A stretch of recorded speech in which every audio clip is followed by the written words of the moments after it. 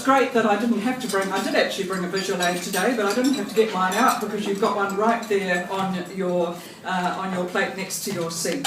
I was browsing through a magazine in a rare time-out moment the other day and came across a series of ads for Christmas crackers. The first was crackers, bang on for Christmas. Second, Christmas without crackers, pull the other one. And then my real favourite, 'tis the season to go crackers. And I thought, yes, well, for a lot of us, that's a bit what it's like. We go mad spending and shopping and rushing around from one end of year due to the next.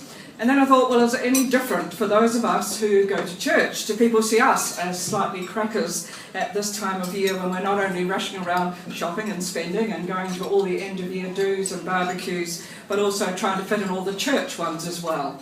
And it'll be lovely to sing some carols at the end. I'm not quite caroled out yet, but just about, after 3 school carol services last week. Well, there we go. But I'd like to think that for the characters in the first Christmas story, people may have thought they were a bit crackers when divine things happened to them, while the rest of the world was carrying on as usual and getting together and having family reunions during the census, it appears.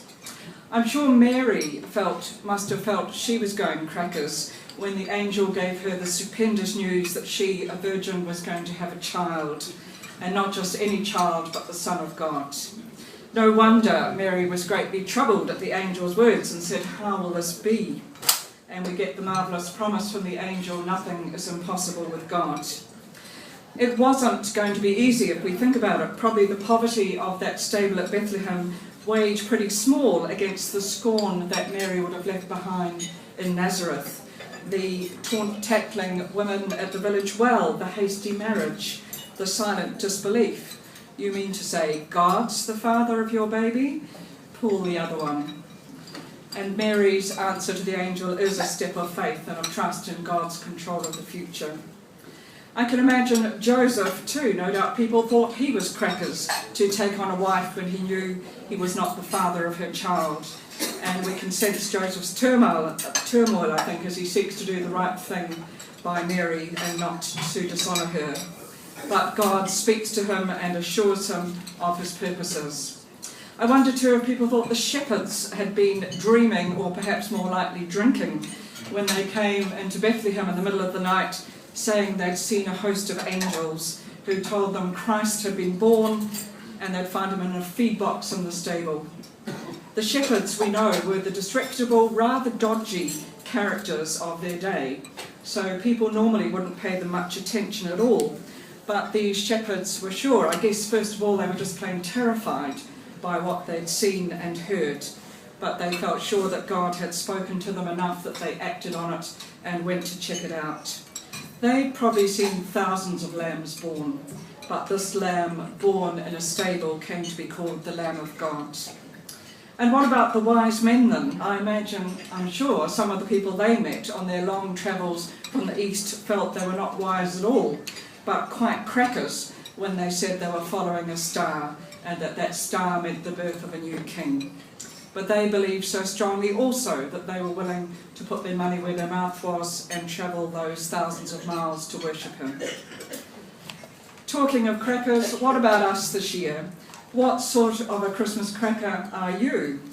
Do you convey an image of having got it all together on the outside, beautifully decorated, nicely turned out, despite the fining, but feel that you may not have too much to offer on the inside at this stage of the year when we're all pretty tired?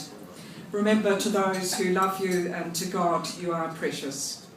And perhaps we need to remember at this Christmas time, it's not the cost of our presents or that list still to get that counts, it's our presence and our being together with our family and friends. And sometimes that is costly, isn't it? Perhaps even more costly.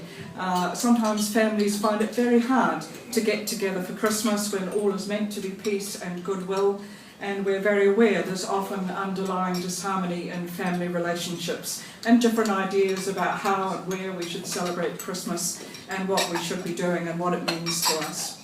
Maybe we need that extra dose of love for our tricky in-laws and outlaws, or whoever it is that you find particularly difficult to get on with.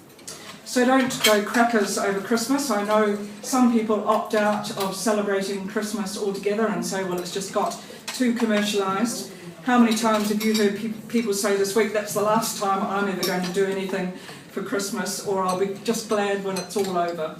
And I must admit I'm not alone in saying that either, I think. Let's remember there was a lot of activity at that first Christmas, lots going on, but I like to think there was some of that serenity and peace in the stable, a bit of an oasis, even in the difficult conditions there.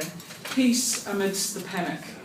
And perhaps we need to factor in those peaceful moments within the busyness of Christmas. I was intrigued this morning how many people were just sitting in the cathedral, just popping in. I know it's a good place also to meet people and make rendezvous, but just finding a bit of peace amidst the panic and business of this time of year.